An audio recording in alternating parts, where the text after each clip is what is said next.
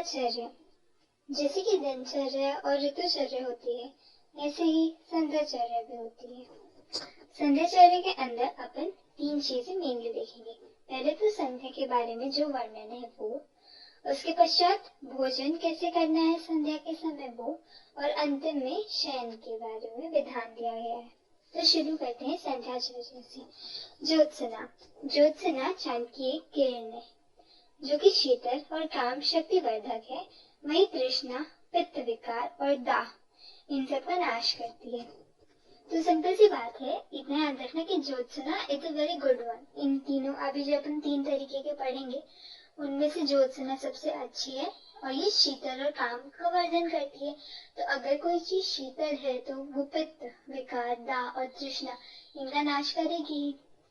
इसके बाद आता है अवश्याया, जो कि ज्योत्सना से हीन गुण वाली होती है और ये वात और कफ को उत्पन्न करती है।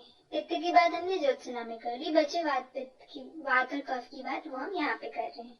इसके अलावा एक होता है तम, जिसे अंधकार भी कहते हैं। ये भय उत्पन्न करता है, क्लम उत्पन्न करता है और काम को बढ़ाता है।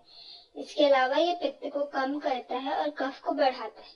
हमने तम गुण के बारे में भी पढ़ा है कि कैसे वो कफ से बहुत ज्यादा कोरिलेटेड है। तो यहाँ पे भी वो कफ को बढ़ा रहा है, और कोई चीज अगर कफ को बढ़ाती है तो वो पित्त को कम करेगी। यहाँ भय, क्लम और काम ये तीनों चीजें बढ़ती हैं एवं उत्पन्न होती है। यहाँ इसके बाद अब हम बात करते हैं कि संध्या काल में क्या नहीं करना चाहिए, यानी कि संध्या काल में अकारणीय चीजें क्या है। आहार, अध्ययन, मैथुन, निद्रा, मार्गमन। आहार। आहार का सेवन अगर संध्या काल में किया जाए तो उससे रोग उत्पन्न होता है। सिंपल सी बात है, क्योंकि हमारी डाइजेशन की जो पावर है यानी कि डाइजेस्टिव फायर है वो संध्या काल में हीन हो जाता है। फिर आता है अध्ययन। तो संध्या काल में अध्ययन करने से आयु की हानि होती है। पहले के समय में लाइट वगैरह की सुविधाएं नहीं थी और संध्या काल यानी कि रात हो गई है, इसमें आप दीपक में पढ़ाई करते हैं तो एक तरीके से आपकी आंखें उसमें खराब होती है। तो ये बात हमें याद रखनी चाहिए एंड दैट्स व्हाई उस टाइम पे लोगों ने ये कहा होगा कि संध्या काल में अध्ययन नहीं करना चाहिए। इसके बाद अगर संध्या काल में मैथुन किया जाता है तो गर्भ की विकृति होती है। अगर शयन किया जाता है तो दरिद्रता, और अगर मार्गमन किया जाता है तो भय की उत्पत्ति। ये बात याद रखने वाली है कि पुराने जमाने में लाइट नहीं हुआ करती थी, तो गमन करने से भय की उत्पत्ति समझ में आती है।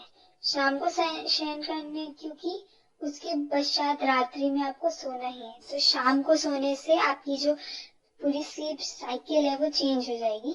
तो उसके बाद अब देखते हैं संध्याकालीन भोजन या रात्रि भोजन की विधि। तो यहाँ पे एक श्लोक आता है, रात्रोजा भोजनम कुर्यात् प्रथम पहर आंतरे, यानी कि रात्रि के प्रथम पहर में भोजन कर लेना चाहिए और दिन की अपेक्षा रात्रि में कम मात्रा में भोजन लेना चाहिए। इसके अलावा भोजन इन चीजों का करना चाहिए जो आसानी से पच सके। जो चीजें डिफिकल्ट टू डाइजेस्ट होती है उनको अवॉइड करना ज्यादा सही रहेगा। अब अष्टांग संग्रह में जो संध्या काल का विधान है वो ये है कि लघु हितकर भोजन करना चाहिए। उसके बाद दिन भर की चिंता से मुक्त होकर इष्ट देव का स्मरण कर शयन करना चाहिए। ये हो गया संध्या काल का विधान। अभी देखते हैं भोजन उत्तर कर्म, यानी कि भोजन के पश्चात क्या करना चाहिए। तो भोजन के बाद जब तक अन्न का भारीपन समाप्त ना हो जाए तब तक राजा के जैसे बैठे और उसके बाद 100 पाद भ्रमण करना चाहिए, यानी कि 100 कदम चलना चाहिए। फिर वाम पार्श्व की तरफ करवट लेके सोना चाहिए। तो इससे हम ये समझ सकते हैं कि लेफ्ट साइड करवट लेके सोने का निर्देश किया गया है। अभी लास्ट टॉपिक है शयन विधि। तो शयन विधि में भोजन के बाद प्रसन्न मन से एक ऐसे स्थान पे सोना चाहिए जो कि स्वच्छ है, पवित्र है और विस्तृत है। फिर सुखदायक, अविषम, जानुतुल्य ऊंचाई वाला शयनासन हो, यानी कि जो बेड होता है वो अच्छा कंफर्टेबल होना चाहिए और जानु की हाइट का होना चाहिए।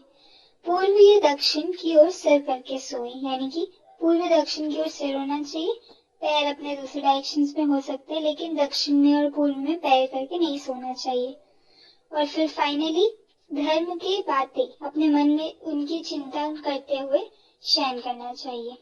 इसके अलावा भी एक और विधि बताई गई है कि यहाँ पे बोला है कि नाभि के ऊर्ध्व भाग में जठराग्नि रहती है, इसीलिए सम्यक पाचन के लिए बाई करवट सोना चाहिए।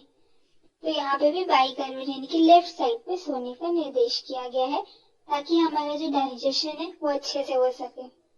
That's it. और अगर आपको ये वीडियो अच्छा लगा हो तो